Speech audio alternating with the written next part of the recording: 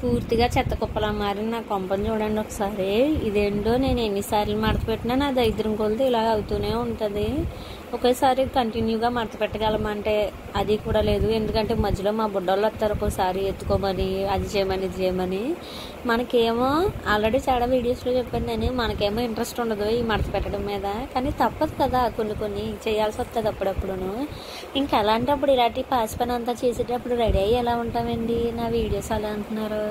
Ready అయ్యి నేను పట్టుచీర కట్టుకొని బట్టలు మడత పెడితే ఏం బాగుంటుంది చెప్పండి, పట్టుచీర కట్టుకొని కూర వండితే ఏం బాగుంటుంది చెప్పండి.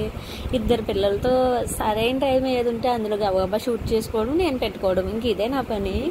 అందులోని మనకి ఇది పెద్ద అయ్యి పనుల్లో లేవు ఏమని. ఇవన్నీ సర్దబతికి నా తల ప్రాణం తొక్కొస్తుంది. ఏటో ప్రతిసారిని అసలు బట్టలు లేకుండా ఉంటే బాగున్నాను, ఎవరో వేసుకోకుండాను అలా ఉంటే బాగుంది అనిపిస్తుంది. ఫైనల్గా ఇలా అయితే సెర్చ్ చేశాను. మళ్ళీ 2 రోజులకి ఇది మామూలు అయిపోద్దులేండి. మళ్ళీ కలుద్దాం. Bye bye.